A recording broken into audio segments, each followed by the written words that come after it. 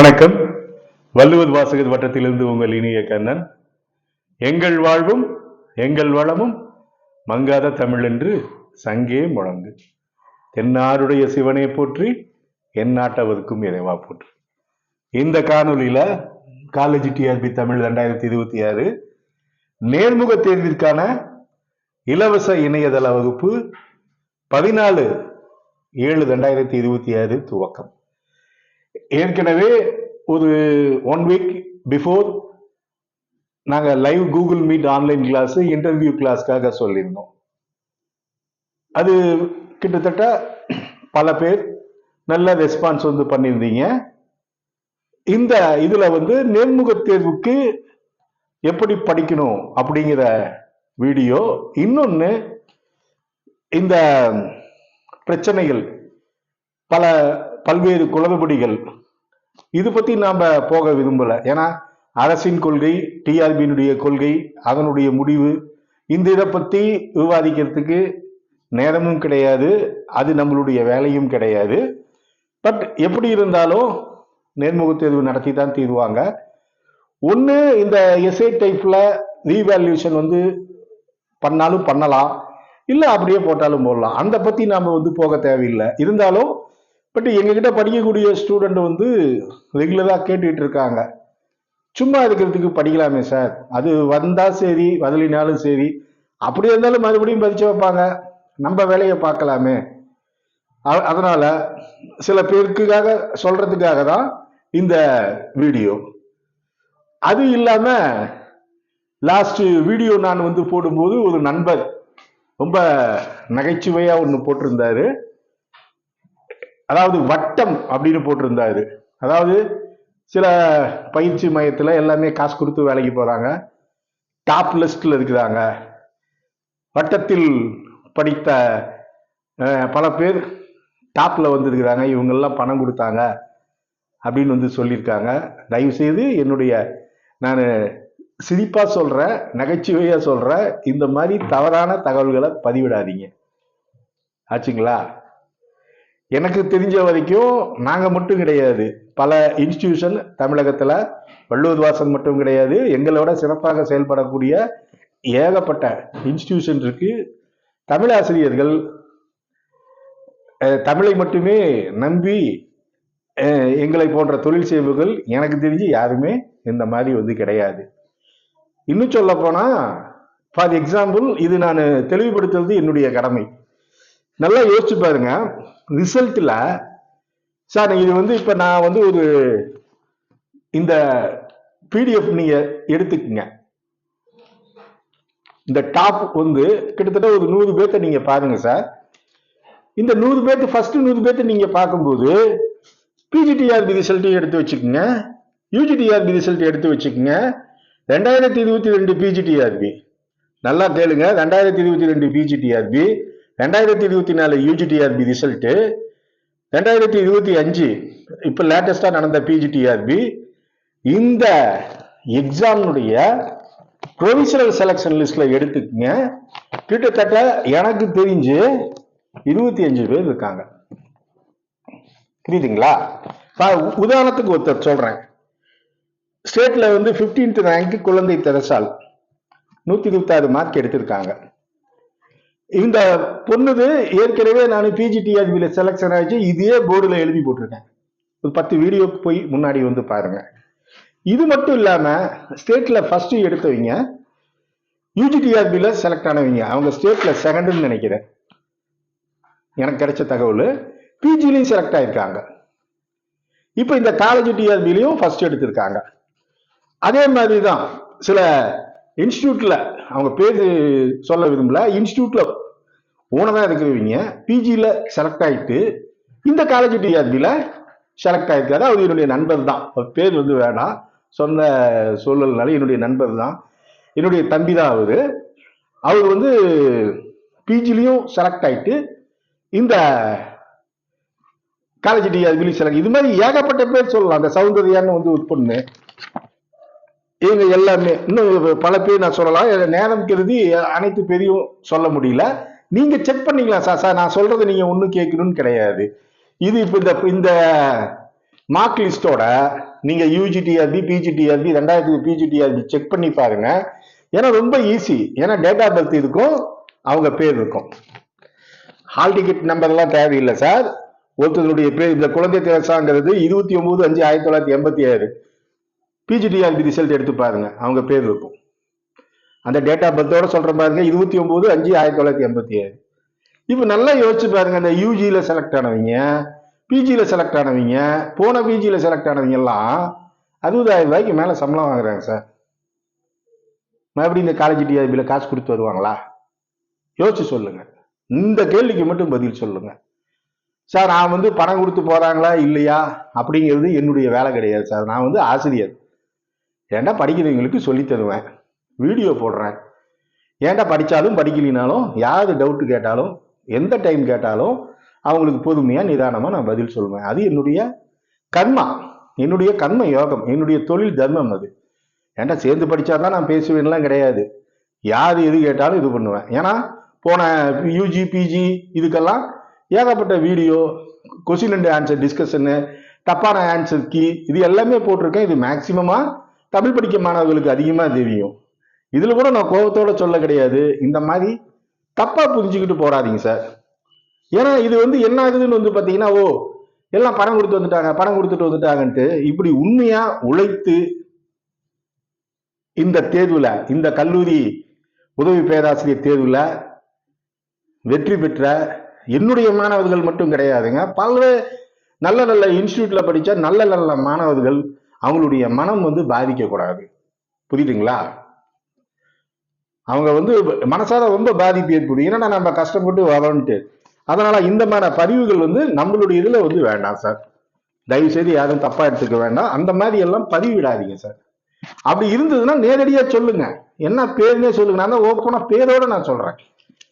அந்த மாதிரி ஆதாரத்தோட சொல்லுங்க சார். நான் பார்க்க சொன்னவங்க எல்லாம் நீங்களே செக் பண்ணி பார்த்துக்கலாம், யாரையுமே கேட்க தேவையில்லை. என்னைக்கு வள்ளுவர் சொல்லிது பாரு, எப்போதும் யார் யார் வாய் கேட்பிடும் அப்போதும் மெய்ப்பொருள் காண்பது அறிவு. ஆச்சுங்களா? உண்மை வந்து ஈஸியா கண்டுபிடிச்சிடலாம். ஒன்றும் பெரிய கஷ்டமான ஒன்றும் சிபிஐ புலனாய்வெல்லாம் இதுக்கெல்லாம் ஒன்றும் தேவை கிடையாது. இந்த நான் தான் சொன்னேன், குழந்தை தெரசா, சௌந்தர்யா, சீதாராமன், இவங்கெல்லாம் பேரெல்லாம் நீங்க போய் பார்த்தீங்கன்னாலே தெரியும். மகாலட்சுமி, அந்த பொண்ணு அரியலூர், இவங்க எல்லாமே ஆல்ரெடி செலக்டடு.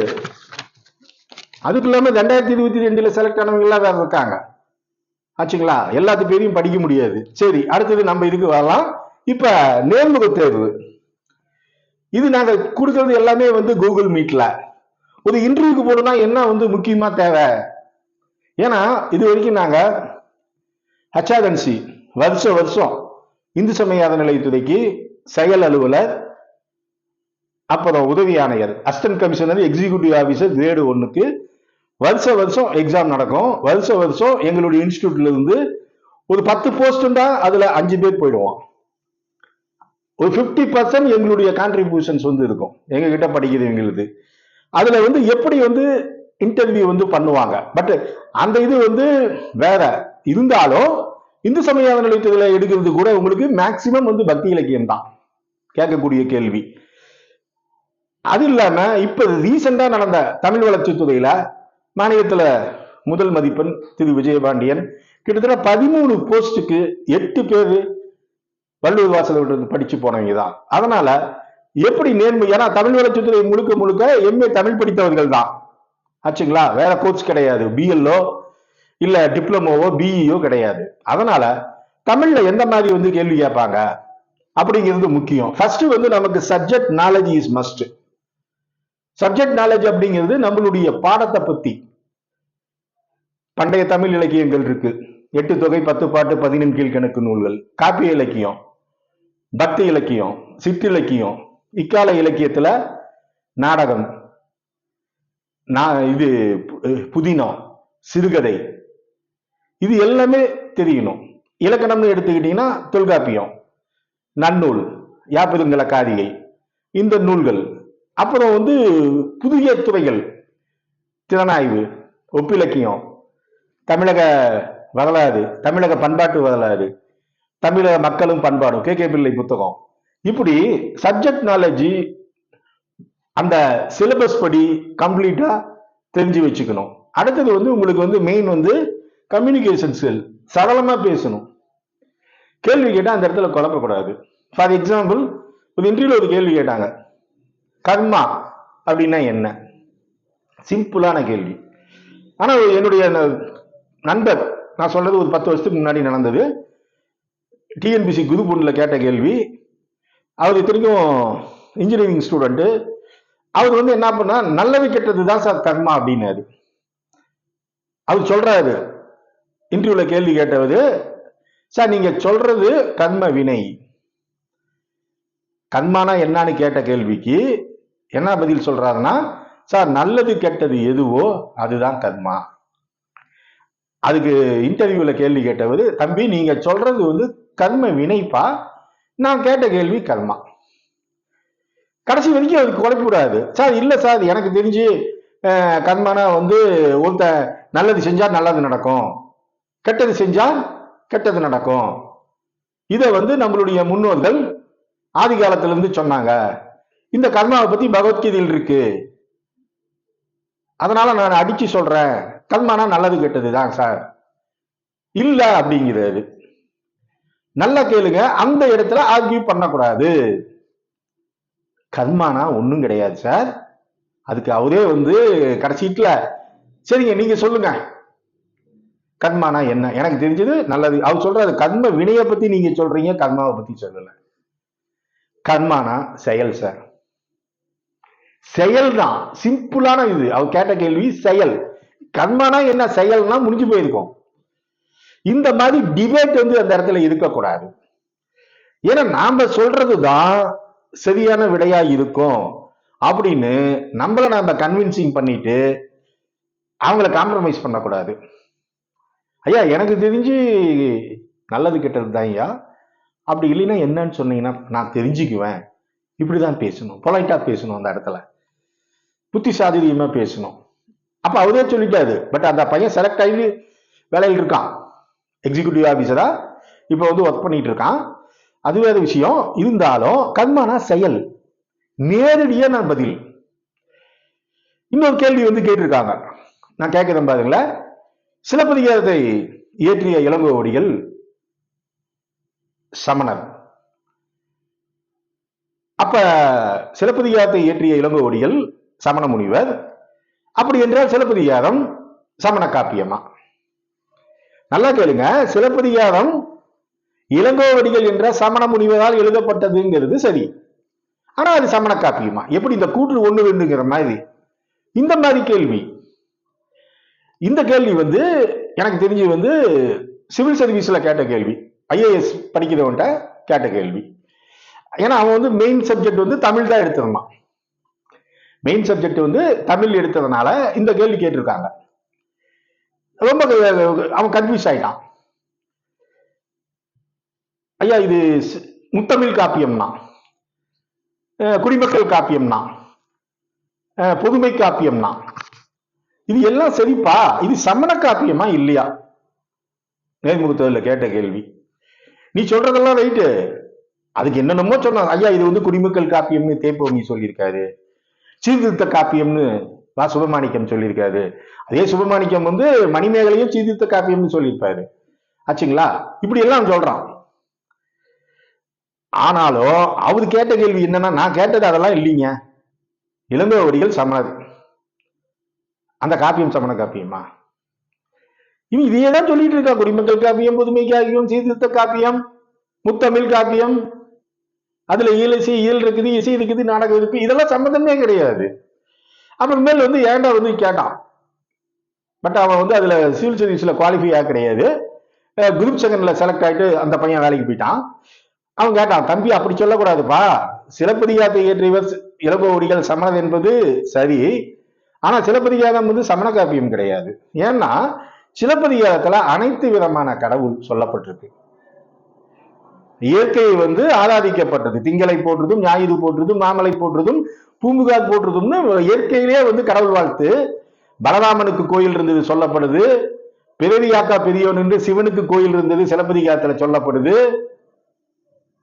திருமாலினுடைய வழிபாடு, கண்ணன் இது கண்ணன், அதாவது கண்ணன் பாட்டு கேளாத செவி என்ன செவியோ, அந்த பாட்டு திடீர்னு ஃப்ளோல வரமாட்டேங்குது. திருமால் வணக்கம் அதில் இருக்குது. ஆட்சியர் குருவை முழுக்க முழுக்க திருமால் வழிபாடு, குன்றக்குருவை முழுக்க முழுக்க முருகனுடைய வெறியாட்டம். இது எல்லாம் இந்து சமயத்தில் இருக்கக்கூடிய, தமிழகத்தில் இருக்கக்கூடிய பரவலான சமய நம்பிக்கையில அடிப்படையானது. அதே மாதிரி வளத்துறை காதைகளை எல்லா கடவுள் பேரையும் அந்த அம்மா சொல்லும். இதை நீங்க சொல்லணுங்க. சிலப்பதிகாரம் சமண காப்பியம் கிடையாது, அனைத்து மத கருத்துக்களையும் உள்ளடங்கிய காப்பியம். சிலங்கோவடிகள் சமணர் என்றாலும் அவர் தன்னுடைய சமய நோக்கில் தன்னுடைய காப்பியத்தை செய்யவில்லை. சிலப்பதிகாரத்தில் அனைத்து கடவுளும் சமமாக விருப்பு வென்றி இளங்கோவடிகள் படைத்துள்ளார். தமிழகத்தினுடைய பண்பாடு கலாச்சார நிகழ்வுகளை அழகாக படம் பிடித்து காட்டியதால் சிலப்பதிகாரம் மணிமேகலை சீத்தலை சாத்தனார் போல சமய சார்புடைய காப்பியம் கிடையாதுன்னு சொல்லுங்க. இதுதான் சரியான விடை. இப்படி கிளாரிட்டி, அந்த கம்யூனிகேஷன் ஸ்கில் இந்த மாதிரி இருக்கணும்.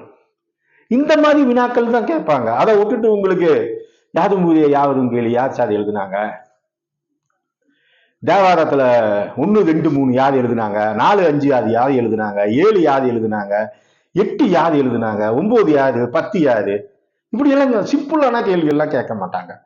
அப்ப நீங்க உங்களுடைய சப்ஜெக்ட் நாலேஜ் எப்படின்னா காலேஜ் டிஆர்பிக்கு தகுந்த மாதிரி ஒரு 2 நிமிஷம் பேசுற அளவுக்கு நீங்க தயார் பண்ணி வச்சுக்கணும். ஆச்சுங்களா? இப்ப இன்னொரு நான் கேள்வி கேட்கிறேன். இப்ப சங்க இலக்கியம் இருக்கு, சங்க இலக்கியம், திணை இலக்கியம், குறிஞ்சி இருக்குது, முல்லை இருக்குது, நெய்தல் இருக்குது, பாலை இருக்குது, மருதம் இருக்கு. இந்த 5 வகை திணைகளை உள்ளடக்கிய இலக்கியம் தான் இது. சிறப்பாக பேசப்படுகிறது. ஆச்சுங்களா? அதே மாதிரி 14 கீழ்கணக்கு நூல்களையும் அகநூல் இருக்குது, அதுவும் திணை இலக்கியம் தான். இப்ப சங்க இலக்கியம் பேசப்பட்ட அளவுக்கு 14 கீழ்கணக்கு நூல்கள்ல இருக்கக்கூடிய அக இலக்கியம் பேசப்படவில்லை. சும்மா ஒரு 2, 3 பாட்டு எனக்கு தெரிஞ்சு நல்லா இருக்கும்.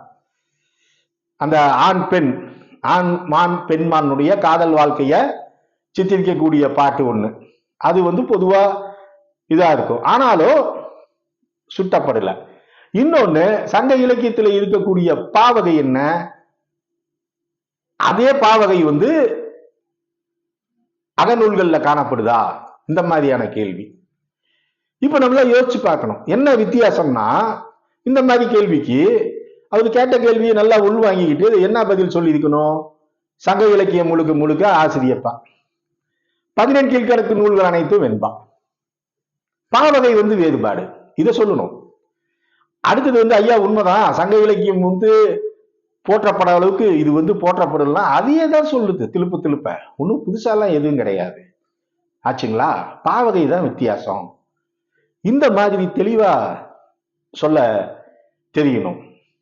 இப்படி ஒண்ணுக்குமே, ஒவ்வொரு சப்ஜெக்டுக்குமே உள்ள கண்டென்ட் படி தெளிவா இருக்கணும். பாரதியாரினுடைய பாடல்களை விட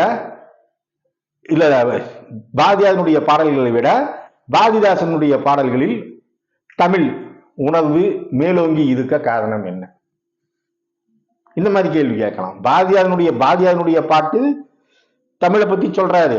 ஏன்னா எடுத்ததுமே முதல்ல யாமறிந்த மொழிகளிலே தமிழ் மொழி போல் வேறு எதுவும் காணோம், உண்மை வெறும் புகழ்ச்சின்னு சொன்னது அவர்தான். சொல்லில் உயர்வு தமிழ் சொல்லே அதை தொழுதுபடுத்தி பாப்பா அப்படின்னு ஒண்ணு சொன்னது அவருதான். ஆரம்பிச்சவர் அவருதான். ஆனா பாரதிதாசன் எங்க போயிட்டாரு, தமிழுக்கு தொண்டு செய்வோம் சாவதில்லைன்னு ஒரே வார்த்தையில போட்டு காலி பண்ணிட்டு போயிட்டாரு. தமிழங்கள் இளமைக்கு பால்னாரு, தமிழுக்கு அமுதென்று பேசினாரு, தமிழ் தமிழ் தமிழ் தமிழாகவே வாழ்ந்தார். நீங்க பாரதியாருடைய பாடல்களை விட பாரதிதாசன் பாடல்கள், இந்த பாட்டெல்லாம் எடுத்து நீங்க சொல்லணும்.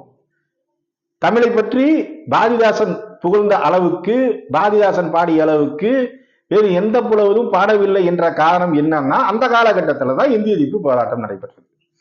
பாரதியாருடைய காலத்துல கிடையாது.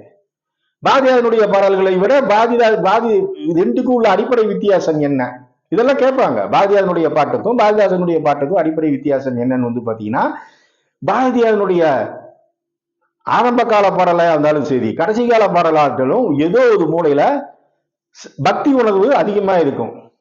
நல்லதோர் வீணை செய்து அதை நலங்கிட புழுதி எரிவதுண்டோ, சொல்லடி சிவசக்தி என்னை சுரன்மிகு அறிவுடன் படைத்து விட்டாய் அப்படின்றாரு. ஆனா கடவுள் வணக்கத்தை பத்தி, ஏன்னா இவரு தந்தை பெரியாரினுடைய கொள்கையில ஈடுபட்டு பாரதிதாசன் வந்து இறை மறுப்பாளர் ஆயிட்டாரு. ஆரம்ப காலத்துல எழுதியிருந்தாலும் போக போக மாத்திக்கிட்டாரு. இந்த பாரதியாருக்கும் பாரதிதாசனுக்கும் உள்ள அடிப்படை வேறுபாடு. பாரதியாரை ஃபாலோ பண்ணி தான் பாரதிதாசன் வந்தாலும், ஆனா பாரதியார் ஏற்றுக்கொண்ட கடவுள் பாரதிதாசன் ஏற்றுக்கொள்ளவில்லை. அதே தேசிய ஒருமைப்பாடு பாட்டு பாரதியாருடைய பாடல்கள்ல ஏன் அதிகமாக இருக்கு? இந்த மாதிரி கேள்வி எல்லாம் கேட்பாங்க. எனக்கு இக்கால இலக்கியம் பிடிச்சது அப்படின்னா பாரதியார், பாரதிதாசன் இவங்களை பத்தி கண்டிப்பா கேள்வி வரும். ஏன்னா தேசிய ஒருமைப்பாட்டு பாடல்கள் பாரதியாருடைய பாடல்கள் மேலோங்கி இருக்க காரணம் அந்த சமயத்துல தான் விடுதலை போராட்டம் நடைபெற்றது. நல்லா ஞாபகம் வச்சுக்குங்க. ஒற்றுமைக்காக பாரதியாருடைய பாடல்கள் இன்றும் அறிய புகழ் பெற்றவை. உண்மைதானே? 30 கோடி முகமுடையால் முக மொய்முத ஒன்றுடையால் இவள் செப்பு மொழி 18 உடையால் எனின் சிந்தனை ஒன்றுடையால். சிந்து நதியின் மிசை நிலவினிலே சேதனட்ட பெண்களுடனே சுந்தர தெலுங்கில் பாட்டு செய்து தோணிகள் விளையாட்டி விளையாடுவோம். அதுல என்னன்னா வெறி? கங்கை நதிபுரத்து கோதுமை பண்டம் காவிரி வெற்றிலைக்கு மாறு கொள்வோம். சந்திர மண்டலத்தியல் கண்டு தெளிவோம் சந்தி தெருப்பிற்கும் சாத்திரம் கற்போம். காசி நகர் பேசும் முறைதான் காஞ்சியில் கேட்பதற்கு ஒரு கருவி செய்வோம். இன்னைக்கு கேட்கறோம்ல செல்போன்ல, காசியில பேசினா காஞ்சியில கேட்குது. சந்திர மண்டலம் போயிட்டா தீர்க்க தரிசனம் நடந்துடுச்சு. அவர் சொன்னது எல்லாமே நடந்துடுச்சு. கங்கையில உற்பத்தி ஆகக்கூடிய கோதுமை நாம இங்க தமிழ்நாட்டில் உட்காந்துட்டு சப்பாத்தி சாப்பிடுறோம். இதெல்லாம் நடந்துடுச்சு. தீர்க்க தரிசன கவிஞன், முண்டாசு கவிஞன் பாரதி. இப்படி உங்களுக்கு கிளியரா வந்து பேசணும். அப்ப வந்து உங்களுக்கு இந்த subject knowledge, communication skill, convincing. தமிழ்ல திரைப்பட தமிழ்னு உங்களுக்கு இருக்கு sir syllabus, college TRP syllabus இருக்குது. திரைப்பட தமிழ், திரை இசை, புதுக்கவிதை. இக்காலகட்டத்தில் மணிக்குடி இதழ், எழுத்து இதழ், வானம்பாடி, கலாமோகினி, இப்படி புதுக்கவிதைக்குன்னு பல இதழ்கள் தோன்றிய காலகட்டம். புதுக்கவிதை வந்த பின்னாடி மரபு கவிதை அப்படியே ஒழிஞ்சிடுச்சு. பாரதியார், பாரதிதாசன், கவிமணி தேசிய நாயகம் பிள்ளை, நாமக்கல் கவிஞர், இவங்களுக்கு பின்னாடி இன்னும் சின்ன சின்ன கவிஞர்கள் இருந்தாங்க. நம்ம சிற்பி பாலசுப்ரமணியம் அவர் ரெண்டுமே எழுதினாரு. மோகனரங்கன், கவிஞர் குலோத்தங்கன், இவங்க எல்லாம் காலம் முடிச்சு நம்ம நான் பிச்சைமூர்த்தி தோற்றுவிக்கிறாரு புதுக்கவிதையினுடைய பிதாமகன். அதுக்கு பின்னாடி வந்து புதுக்கவிதை பிச்சுக்கிட்டு ஓடுது. திரை இசையில புதுக்கவிதையினுடைய தாக்கம், ஏன்னா கண்ணதாசனுடைய பாடல்கள், வாலியினுடைய பாடல்கள், புலமைப்பித்தனுடைய பாட்டு, பட்டுக்கோட்டை கல்யாண சுந்தரத்தினுடைய பாடல்கள் எல்லாமே மரபு கவிதையை ஒட்டி தான் அமைந்தது. எதுகை மோனை துள்ளும், சொல்ல வேண்டிய கருத்தை எளிமையாகவும் தூய்மையாகவும் ஒளிவு மறைவின்றி நேரடியாக சொல்ல வேண்டிய பாடல்கள் தான் கண்ணதாசன், வாலி இவருடைய பாட்டு. அப்ப அந்த மாதிரி ஒரு தடவை கேட்டிருக்காங்க. நான் வந்து இதா சொல்ல கிடையாது, சினிமா பாட்டு அப்படிங்கிறதுனால தமிழில், அதாவது திரை இசையில் புதுக்கவிதையை புகுத்தியவர் யார்? Simple sir, Vairamuthu. தமிழ் இசையில இன்னைக்கு நம்ம பார்க்கக்கூடிய சினிமா படத்துல புதுக்கவிதையை புகுத்தினது ஐயா வைரமுத்து தான். முதல் பாட்டு இது ஒரு பொன்மாலை பொழுது, வானம் எனக்குது போதிவனம், நாளும் எனக்குது சேரிதனம். இந்த பாட்டு அலைகள் ஓய்வதில் இல்லை. அந்த பாட்டு நம்ம தமிழ் படிச்சவங்களுக்கே அது கொஞ்சம் புரியறது கஷ்டமா இருந்தது. இன்றைக்கு இளைய தலைமுறைக்கு அது கேட்டா அவனுக்கு புரிய மாட்டேங்குது.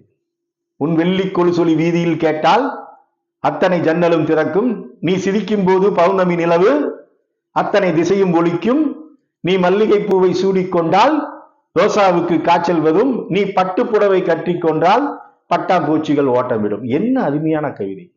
இது புது கவிதை. இத தமிழ் சினிமாவில் அழகா கொண்டு வந்திருக்கிற அழகில் ஓய்வதில்லை படத்துல. அந்த படத்துக்கு பாட்டு எல்லாமே ஹிட். இளையராஜாவுடைய பாட்டு அழகா சொல்லுவாரு. அந்த படத்துல கதையில ஒரு கிறித்துவ பெண்ணுக்கும் ஒரு பிராமண பையனுக்கும் ஏற்பட்ட காதலை சொல்லும் போது, இங்கு 2 ஜாதி மல்லிகை தொட்டுக்கொள்ள காமன் பண்டிகை, கோவிலிலே காதல் தொழுகை. இந்த குறியீடு, இந்த உள்ளுரை அழகாக புதுக்கவிதையில எப்படி அப்துல் ரகுமான் திரையில இல்லாம நூல்கள் மூலமாக புதுக்கவிதையில அப்துல் ரகுமான், மேத்தா, நான் காமராசன் இவங்க எல்லாம் புரட்சி செய்தார்கள். நான் காமராசன் பாதி வசன கவிதை புரட்சி விதையை தூவுனாங்களோ, திரை இசையில அள்ளி தெளிச்சிருப்பாரு. சொந்தமே ஒரு வானவில், அந்த வர்ணம் கொஞ்ச நேரம். சொந்தக்காரங்க கொஞ்ச நேரம் தானே இருப்பாங்க, கடைசி வரைக்கும் இருக்க மாட்டாங்க. இந்த அளவுக்கு ஒரு எளிமையாக புதுக்கவிதையில சொன்ன புலவன் யாரும் கிடையாது. இந்த எதுக்கு இதெல்லாம் நான் சொல்றேன், உணர்ச்சிகரமா பேச கத்துக்குங்க. ஏன்னா நாம இது நீங்க கிளாஸ் இருக்கக்கூடிய ஆசிரியர், உங்களுக்கு சப்ஜெக்ட் நாலேஜ் இருக்கணும், கம்யூனிகேஷன் ஸ்கில் இருக்கும், பிரசன்டேஷன் ஸ்கில் இருக்கணும், நெகோசியேஷன் ஸ்கில்ஸ், கன்வின்சிங் ஸ்கில். ஏன்னா ஆங்கிலத்திலேயே சொல்றேன்னு நினைக்க வேண்டாம்.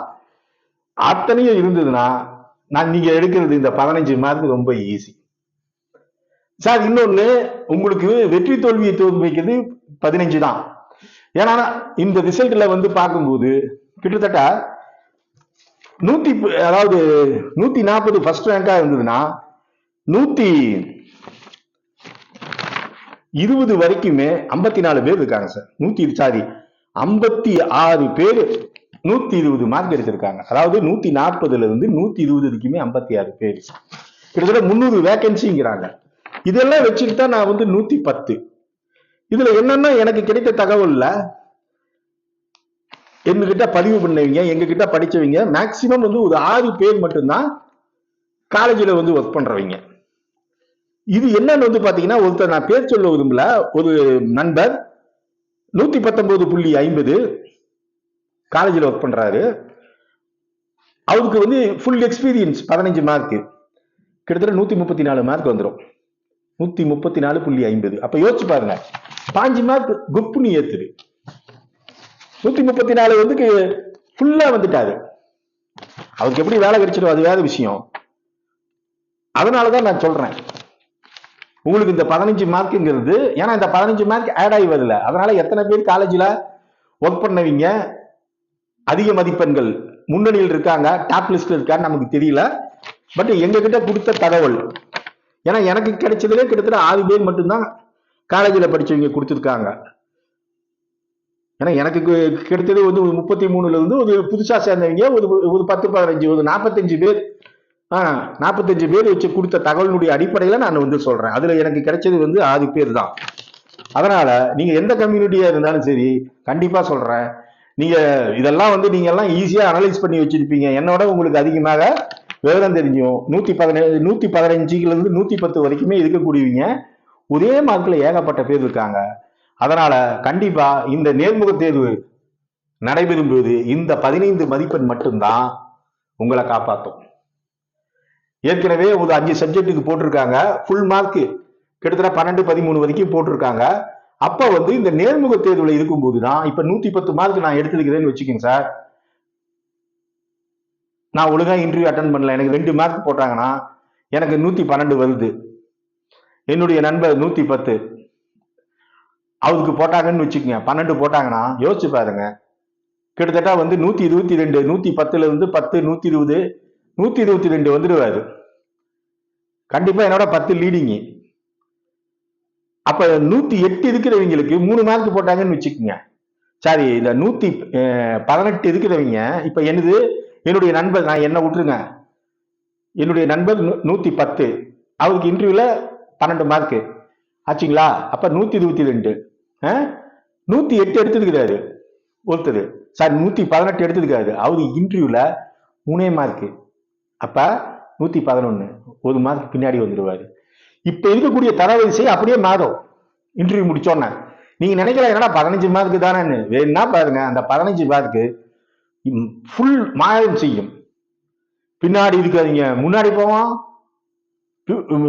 முன்னாடி இருக்கிறவங்க பின்னாடி வருவாங்க, பின்னாடி இருக்க முன்னாடி.